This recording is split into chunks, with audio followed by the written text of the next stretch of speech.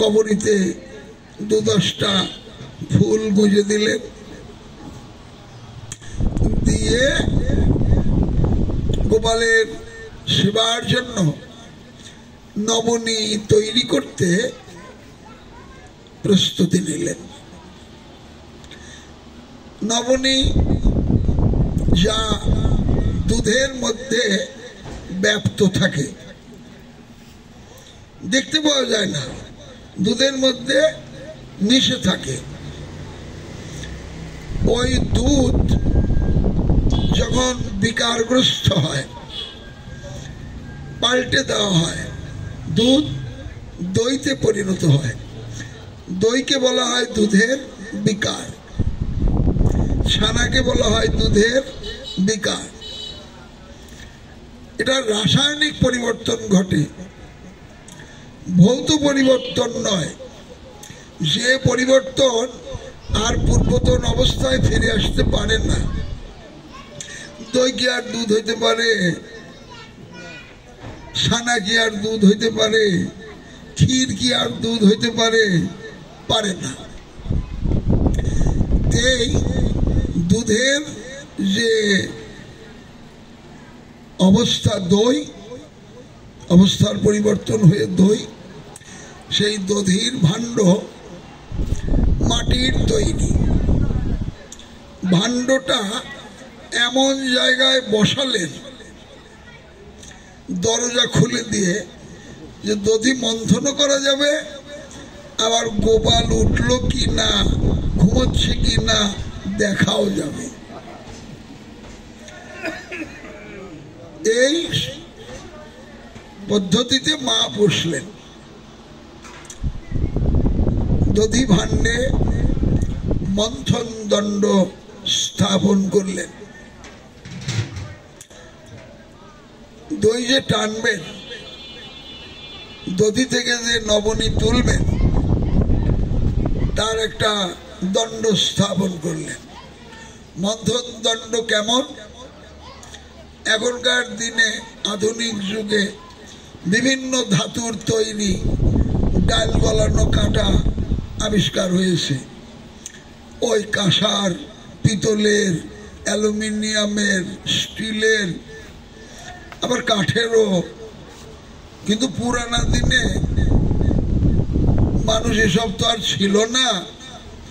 একটা বাঁশের সরু আগা কেটে ওই গিরাটা ফেলে দিয়ে আগাটা ফাটায় 4টা বা 6টা বা 8টা ভাগ করে ওই কাঠি দিয়ে মাথাটা ফাঁক করে দিতেন। তাহলে মাথাটা বেশ বড় হতো, আর এদিকে সরুই থাকতো। তখন ওটা দিয়ে মায়েরা ডাল গলাতেন। ঠিক ওই একই জিনিস গোয়ালারা প্রস্তুত করে, একটু বড় করে প্রস্তুত করে ওই মন্থন দণ্ড রূপে ব্যবহার করতেন। দই থেকে ননি তোলার কাজে ব্যবহার করতেন।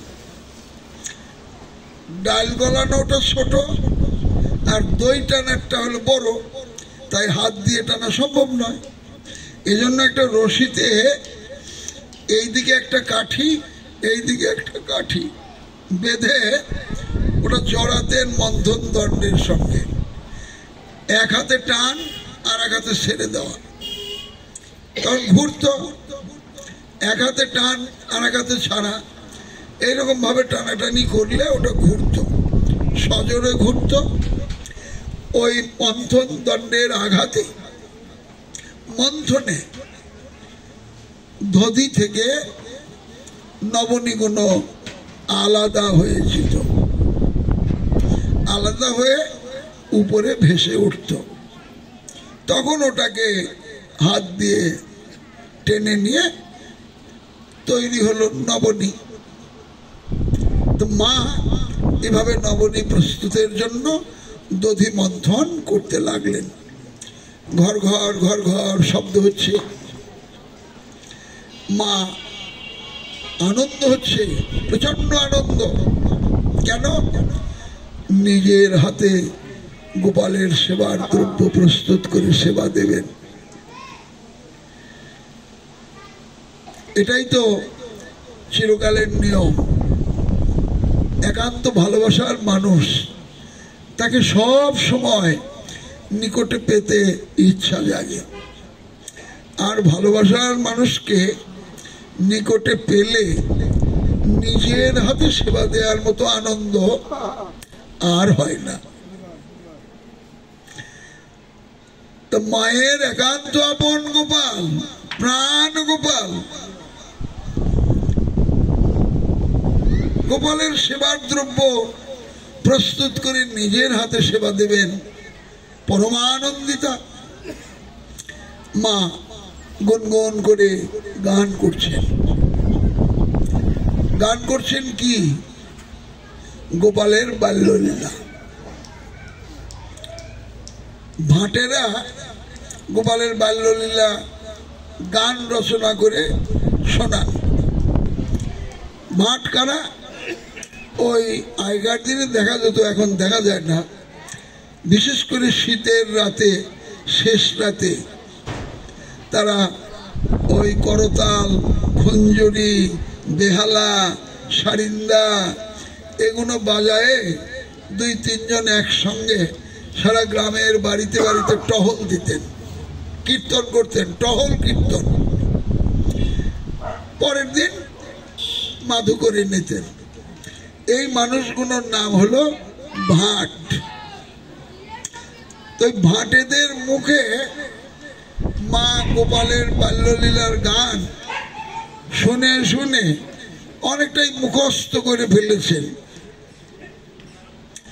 ওই গানগুলো করছেন ধীরে ধীরে, আর মন্থন করছেন, মাথা দুলছে, কানের কুণ্ডল দুলছে।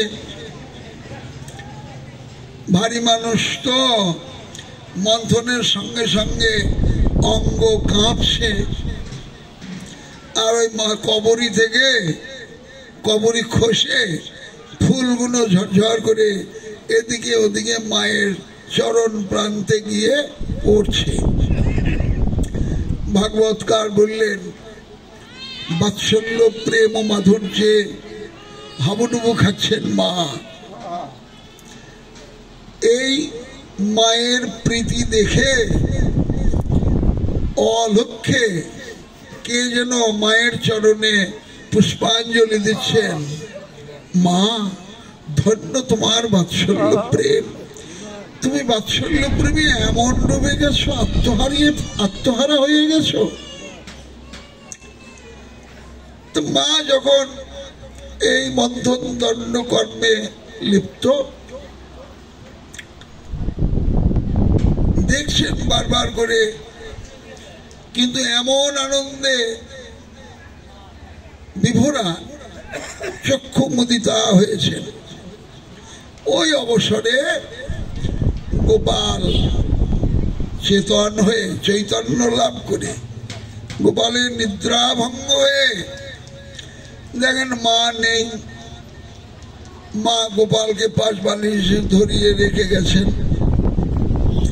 উঠে চঞ্চল চপল বালগোপাল কাঁদেননি, সারা শব্দ নেই। পালঙ্ক থেকে নেমে আস্তে আস্তে আঙিনায়, যেখানে মা মন্থন করছেন দধি, ওখানে এসে মন্থন দণ্ডটা ধরে ফেললেন। মাকে ধরেন নাই, ভাণ্ডকে ধরেন নাই, ধরেছেন মন্থন দণ্ডকে। এক কথায় মায়ের কর্মটাই বন্ধ করে দিলেন। মন্থন দণ্ড ধরলে মা টানবেন কি করে? টানতে পারলেন না। এখানে গোস্বামীপাদ বললেন যে ভগবানের সেবার জন্য যাদের উৎকণ্ঠা, ভগবানের সেবাই যাদের জীবনের ব্রত, ভগবানের সেবা ভিন্ন যারা আর কিছু জানেন না, সেবাই যাদের লক্ষ্য, ভগবান তাদের অন্য কর্মের রাস্তা বন্ধ করে দেন। তখন এই ভাগবতী কর্মই হয় তাদের জীবনের কর্মসর্বস্ব। তাদের আর ওই কর্মবন্ধন ভগবান রাখেন না, তাদের সব ভগবানের সেবার জন্য ভগবান যেন গ্রহণ করে নেন ইচ্ছাময়। তো মা বলেন, গোপাল তোমার ক্ষুধা পেয়েছে? গোপাল ওই যেন ঘুমের ঘোর কাটেনি। মা গোপালকে কোলে তুলে নিলেন, কাজ বন্ধ করলেন, স্তন পান করাতে লাগলেন। স্তন্যপানে গোপাল বিভোর, মা আদর সোহাগ করছেন। মা একাই আছেন তো, দধিমন্থনে পাবেন নবনী আর কিছু দুধ, পদ্মগন্ধযুক্ত গাভীর দুধ মা উনুনে চাপিয়ে দিয়ে উনুনের মধ্যে দু চারটে কাঠ গুঁজে দিয়েছেন, যাকে আমরা চলিত ভাষায় খড়ি বলি। খড়ি গুঁজে দিয়েছেন, আস্তে আস্তে জ্বলছে, মৃদু তাপে দুধ শুকোচ্ছে। দুধ শুকোলেই তো ক্ষীর হবে। কিন্তু গোপালের স্তনপান শেষ হয় নাই, পিপাসা পরিপূর্ণ ভাবে মেটে নাই। হঠাৎ করে ওই কাঠগুলো বেশি জ্বলে গেছে, তাপ বেশি হয়ে গেছে, আর দুধ উথলে পড়ে যাচ্ছে। এই দৃশ্য মা লক্ষ্য করে অতৃপ্ত গোপালকে রেখে, কোল থেকে নামিয়ে রেখে দৌড়ে গেলেন দুগ্ধ সংরক্ষণের জন্য। পড়ে যাচ্ছে দুধ। প্রশ্ন জাগতে পারে, গোপালের সেবা বাদ দিয়ে মা গেলেন, তাহলে মায়ের সেবা অপরাধ হইল না? ভাগবতকার বললেন, না, এটাও গোপালের সেবা, আবার ওটাও গোপালের নিমিত্ত, সেবার নিমিত্তেই প্রস্তুত। ভাগবতের শিক্ষা এটা আমার মুখ বানানো কথা না, বা কারো মুখ বানানো কথা না। ভাগবতের শিক্ষা, ভগবানের সেবা, এক সেবার জন্য অন্য সেবা যদি ব্যাহত হয় তাহলে এটা অপরাধ হয় না। যেমন আমি হরিনামের মালা করছি, নাম সংখ্যা নির্দিষ্ট আছে, আমি 1 লক্ষ নাম করব, কিন্তু ভগবানের সেবার জন্য কাঠ ফাটাইতে হবে, খড়ি তৈরি করতে হবে। রান্নার রসাই করার খড়ি নাই, তা আমি যদি ওই খড়ি তৈরি করতে যাই, কাঠ তৈরি করতে যাই, তাহলে আমার মালা করা হচ্ছে না। কিংবা ভগবানের জন্য ভোগ রসাই করতে যাই, মালা সম্পূর্ণ হচ্ছে না। করলাম ওগুলো, এদিকে মালা পূর্ণ হলো না। যদি মনে করি আমার অপরাধ হয়ে গেল, তাহলে ভাগবতের শিক্ষায় ভগবানের সেবায় নিজেকে নিয়োজিত রাখা, এটাও সেবা ওটাও সেবা। নিজেকে সেবায় নিয়োজিত রাখলে এ অপরাধ হয় না। এখন সাধারণ মানুষের ভাবনা বিভিন্ন রকমের হতে পারে, কিন্তু ভাগবতেই শিক্ষা দেয় না।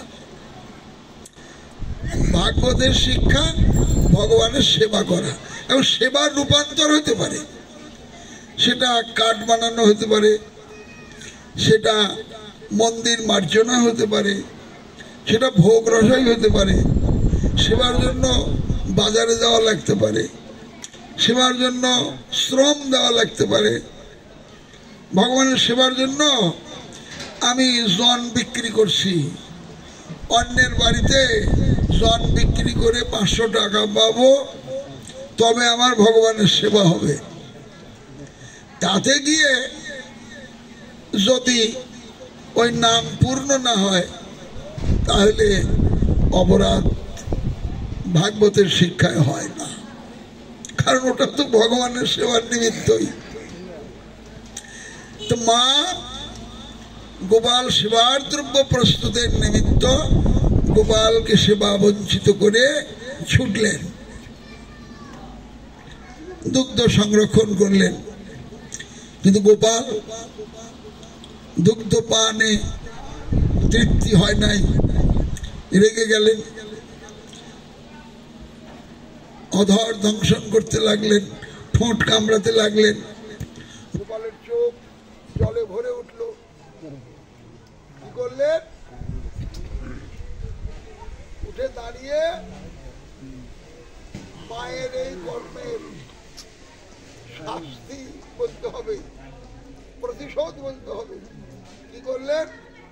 একটা পাথরের খণ্ড পড়েছিল, ওটা কুড়িয়ে নিয়ে তারাও তোমার দেখাচ্ছি, দধি ভাণ্ডে ঢিল মারলে, ভাণ্ডটা ভেঙে গেল। দই আর ভাণ্ডে ঠাঁই পেল না, আঙিনার মধ্যে স্রোত বইতে লাগলো।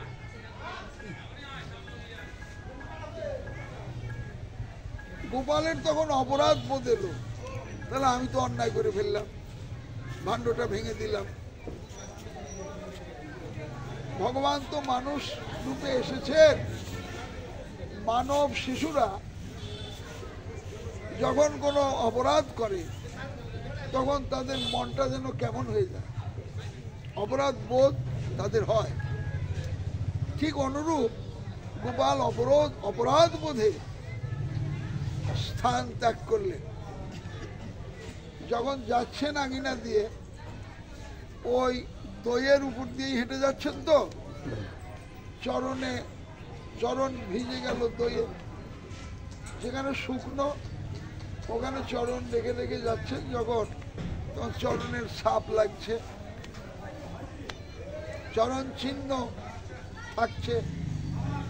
গোপাল ঘরে প্রবেশ করলেন। কোথায়? কোন ঘরে? শোয়ার ঘরে না, যে ঘরে শিকায়, শিক্ষ, চলিত বাংলায় আমরা যাকে বলি শিকা, শিকার মধ্যে যে ক্ষীর, ছানা, মাখন তুলে তুলে বিক্রি করার জন্য রাখা হয়েছিল থরে থরে, ওই ঘরে ঢুকলেন। লীলাময়, লীলা প্রকাশ করবেন তো, উঁচুতে নাগাল পাচ্ছেন না। তো ওই ঘরের মধ্যে ছিল পিঁড়ি, কাঠের তৈরি উঁচু উঁচু পিঁড়ি। একটা পিঁড়ি পাতলেন, তার উপরে আর একটা পিঁড়ি পাতলেন, তার উপরে আর একটা পিঁড়ি পাতলেন। অনেকটাই উঁচু হলো, কিন্তু উঠে দেখেন নাগাল পান না। কি করলেন? ওই ঘরের মধ্যে উপুর করা ছিল একটা উদু খাল, কাঠের তৈরি, ঢেকির গড়ের মতো গড় তৈরি করা গর্ত, মুগুর দিয়ে দিয়ে কোনো কিছু গুঁড়া করা, সিরা কোটা, ধান বানা, এগুলো কর্ম পুরোনো দিনে মানুষ করতেন।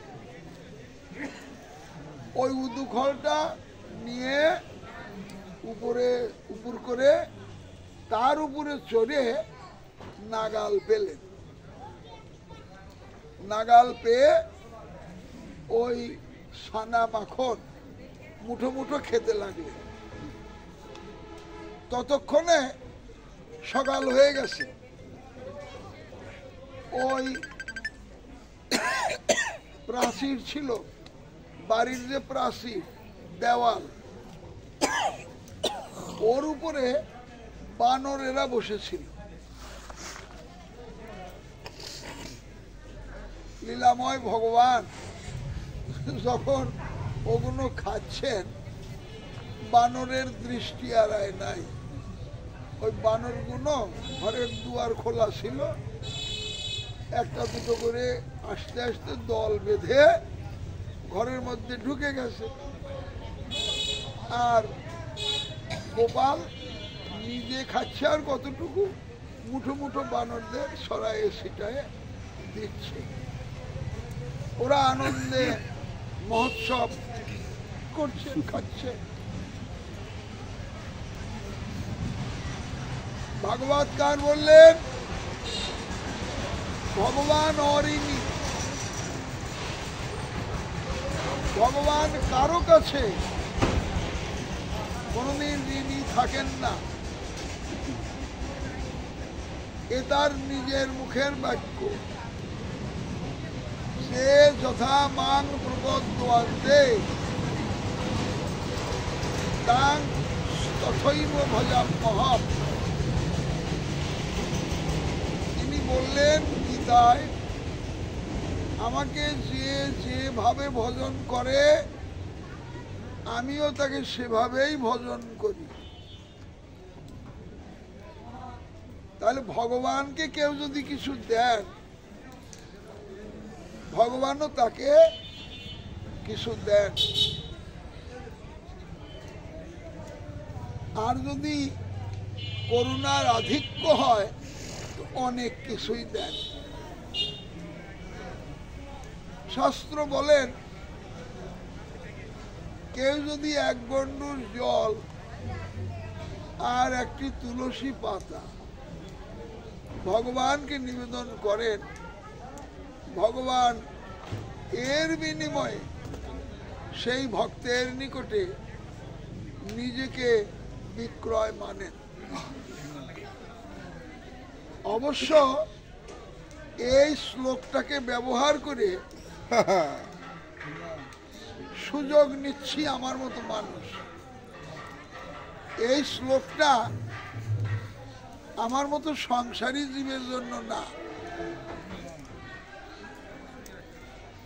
সংসারী জীব আত্মবৎ ভগবানের সেবা করতে, আর যারা বিষয় বিরক্ত, যাদের চাল চুলা নাই এবং নিষ্কিঞ্চন, কারো কাছে কিছু তারা চাইবেনও না, এই পথে যাদের ঘর, এরা যদি কোনো ভিক্ষা না পান, এরাই যদি এক গণ্ডূর জল আর একটা তুলসী পাতা দেন, এদের কাছে ভগবান আত্মবিক্রি করেন। চৈতন্য চরিতামৃত বললেন, ঐশ্বর্য শিথিল প্রেমে নহে মোর প্রীত।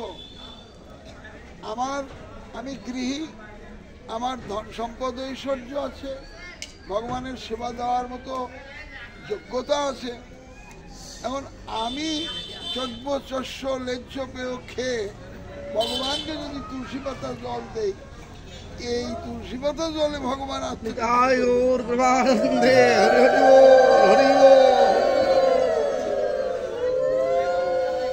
ভগবান আত্মবিক্রি করবেন তারই কাছে যার চাল চুলা কিছু নাই, পথই যার ঘর।